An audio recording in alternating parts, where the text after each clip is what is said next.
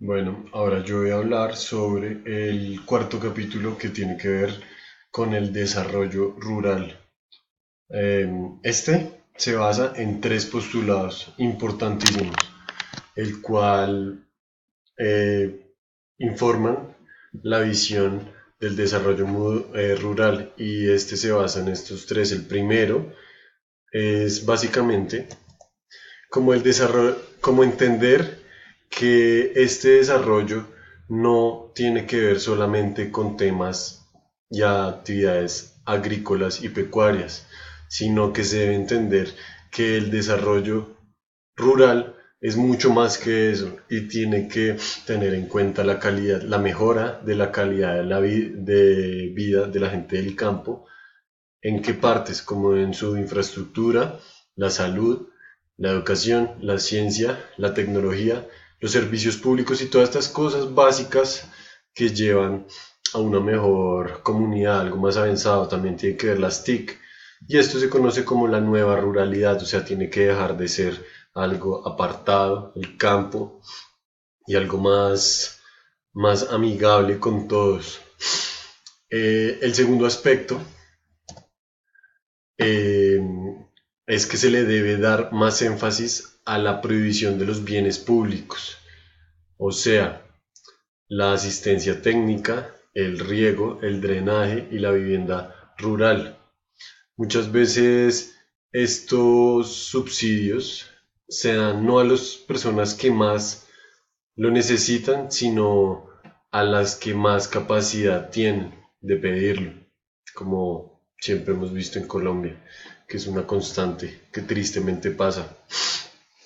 Ahora tercero, estas inversiones que se dan asociadas al desarrollo rural se tienen que focalizar y tienen que intensificarse, tienen que ser mucho más grandes, porque no está llegando a la pobreza, a la de verdad, a la del campo.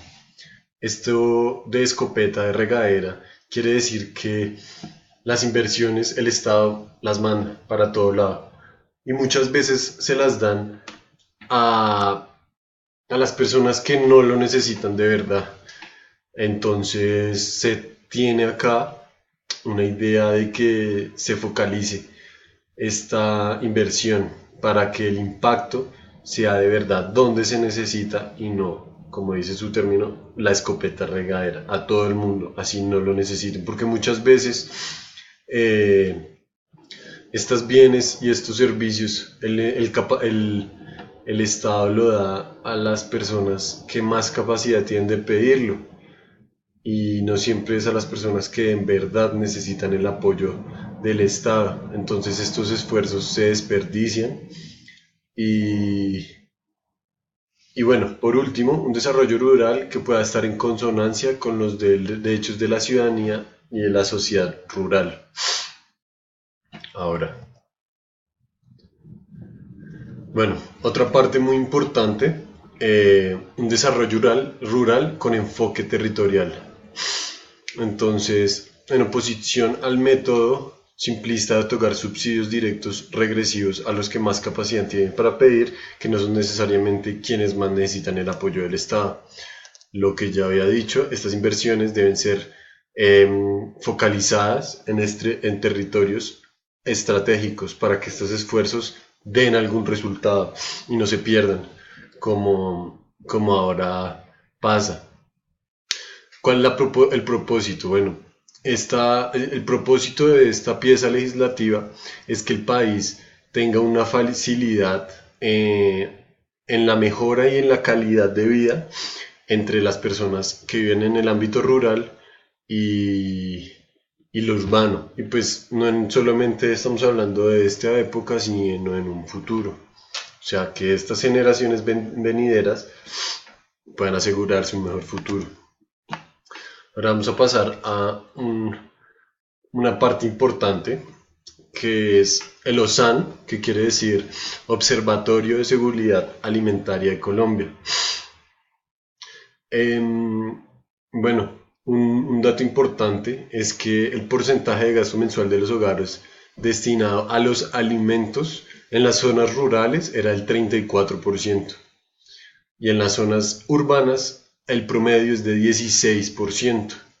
Entonces, pues estamos viendo acá que las personas del campo gastan mucho, mucho más que las personas de la ciudad, por así decirlo, casi el doble, solamente en comida. Y esto sin tener en cuenta la educación, la salud, que pues todos sabemos que en Colombia es algo importante y es muy difícil, y más para las personas que están en el campo. Entonces, una parte importante para el posconflicto es que se reconstruya las instituciones públicas para el bien del desarrollo rural. Ahora, bienes públicos y otros factores para el desarrollo. Entonces, la tierra no es más que un insumo que no debe entenderse como el único que hace parte de la producción. Una política de desarrollo rural íntegra, tiene como uno de sus ejes vertebrales la provisión de bienes públicos para la población campesina. Esto quiere decir más asistencia técnica en el riego, drenaje, la tecnología, el mercadeo, etcétera. Ahora, los conflictos que hay por el uso del suelo en el posconflicto, el uso del suelo tiene demasiados conflictos, tiene demasiadas peleas. ¿Por qué? Porque todo el mundo los quiere usar.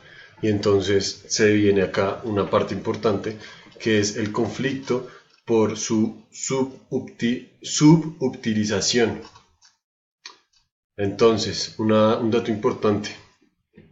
En las tierras donde hay mayor demanda ambiental, eh, la comparación de la capacidad productiva es mucho menor, por ejemplo, y no por ejemplo, sino un dato.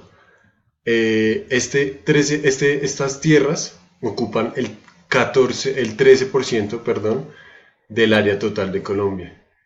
Tierras que su demanda ambiental no es tan grande como su capacidad productiva, le estamos pidiendo más a la tierra. Ahora, el conflicto por sobreutilización. Este se presenta en un total de más de 17 millones de hectáreas, lo cual representa un 15.63% del área total, y 28 hectáreas que corresponden al 67.6% del total de país. Bueno, otra parte importante de la que tenemos que hablar es el uso y la vocación de la tierra. Hablando del postconflicto, esto es una parte muy importante porque todavía se presenta conflicto, por así decirlo, en el uso de la tierra. Y estos son conflictos de carácter social.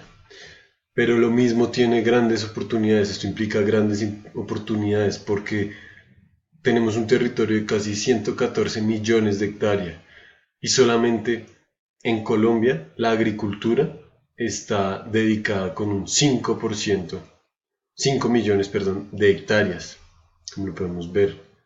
Entonces acá podemos tener un gran avance, una gran forma de dar más empleo, porque tenemos mucha tierra, pero entonces, ¿qué quiere decir esto?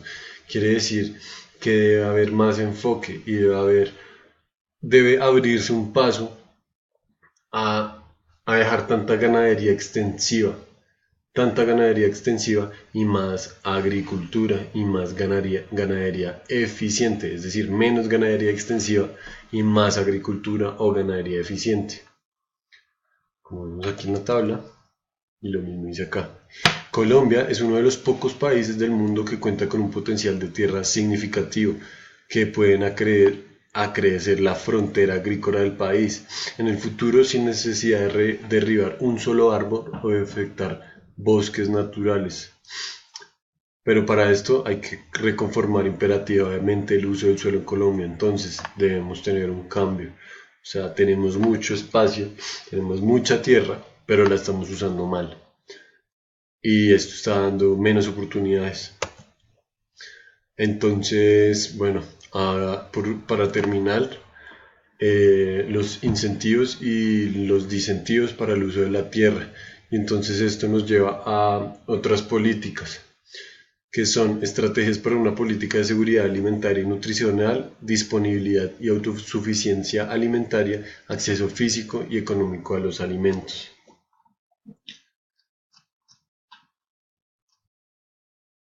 Bueno, entonces aquí para terminar, tenemos que decir que en Colombia se debe utilizar mejor el suelo.